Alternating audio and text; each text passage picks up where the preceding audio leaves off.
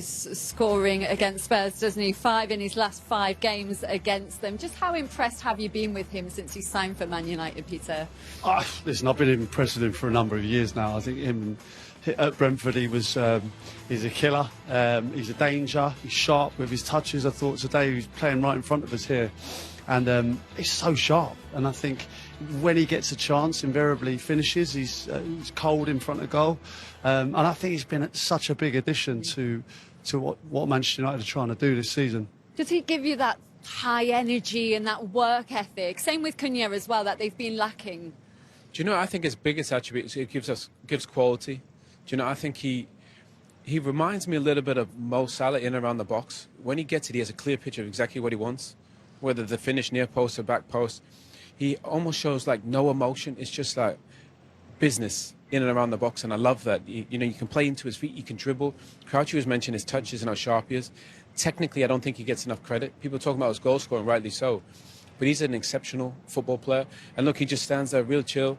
You know, people have come to Manchester United, huge names, and struggle with the pressure. He just sits there, super calm, super chill, top scorer this season.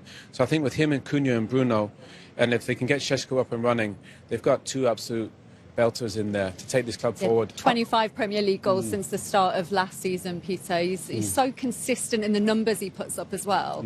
Yeah, I think certainly with Bruno Fernandes's ability as well, there was a real frustration last year with what was in front of him. He kind of found himself trying to do things on his own, probably taking more shots from maybe outside the box. But I think certainly with Cunha and Mbeumo, he's got players who are ready-made for the Premier League, players who've scored in the Premier League. They've proven that last season, and they're proving it again now. And guys, we've got a massive game to look forward to tomorrow as well. Manchester City against Liverpool. It is the late afternoon kickoff, and given the way Arsenal have started this season, this is just huge for both of these sides, isn't it? Yeah, I mean, and both have found some form again, you know, which is going to make the title race fascinating. Erling Haaland against Virgil van Dijk, you know what I mean? I think City are back to the best. Phil Foden was brilliant midweek against Borussia Dortmund. There's so many fabulous players. I think Liverpool have found their right back for this season. I think Conor Bradley was amazing against Real Madrid. He was immense, that has been an issue for them all season. I think he settled on that. I'm sure Robertson will play again. And Liverpool look like they found their rhythm again. He'll play that midfield 3 that's been so great. And I think Florian Wirtz will probably get some space, more space in a game like against Manchester City. They're going to attack, and he can get on the half turn. So should be fascinating, and somebody's got to keep up with Arsenal, you know, and find a way to win that game. Who is the most likely to push Arsenal for that title? Oh, yeah, put me on the spot there. I think Manchester City and Liverpool, without doubt, will be the teams. You know, the outcome of tomorrow will be massive. What I'm glad about is obviously they had their inconsistencies this season. They look like they're clicking into gear at the right time. That was a massive win against Real Madrid. I think that'll give them a hell of a lot of confidence. I think the 2 fullbacks that's been important. I think that really has been an issue with Liverpool. Robertson coming in looked assured, and Conor Bradley did so well against Vinicius, and it feels like they've got that steel in midfield again. And with Foden and Haaland seemingly on fire, it is a mouth-watering prospect. It's Pep's 1,000th game in charge as well. If given that he's in the middle of rebuilding this Man City team, if he can push them to a strong finish and a title this season, what would that do for his legacy?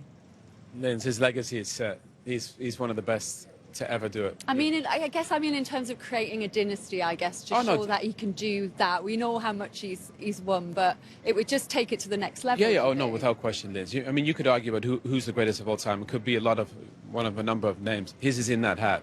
I think he's the ultimate innovator, which I think is his greatest attribute. You know, you think about the false nine or the ball-playing goalkeeper, or he went from those inverted fullbacks to then 4 centre-backs, you know, and finding ways to win the Champions League. And this season he's gone from a ball-playing goalkeeper to a functional one in Donnarumma. And I think that's his greatest attribute. He plays brilliant football when he can, but he adapts to what his current players have. And he'll go to Anfield and then adapt. I think in the last 2 games they had less possession than the opposition, but finding a way to win. And that's why it makes it so fascinating. He's got his finger on the pulse better than anybody in this game. And Haaland, 13 goals in 10 Premier League games. It's gone that well, Peter. You even broke out the robot. Still said you did it better, though. Yeah, I'm not sure about that. I quite liked his one. Yeah, listen, it's just nice to still be in the conversation. People doing the celebration, that's great to see. He's an absolute machine. You know, what he's achieving there, the numbers he's posting are nothing short of remarkable. And, you know, if he stays at the length of the contract that he's signed, then you'd seemingly think that all records will be smashed. I remember, you know, when a 1 in 2 striker was a good striker, and he's just making a mockery of the numbers. Yeah, he looks unstoppable at the moment, doesn't he? Some news as well coming out is that Rob Edwards very much looks like he's on his way to Wolves. They're in action later against Chelsea. How do you look at that appointment and the challenge ahead for him? Nice easy start, Chelsea. Yeah. I mean, look, it's a big ask, but I think I think he gets the league. I think he had a huge impact, obviously, at Luton, but this is a completely different job, and they're under pressure. He needs to find a way to get results. Obviously, it's difficult, I think, when you're down there and confidence is low. One thing you would say is he's got a couple of Brazilian internationals that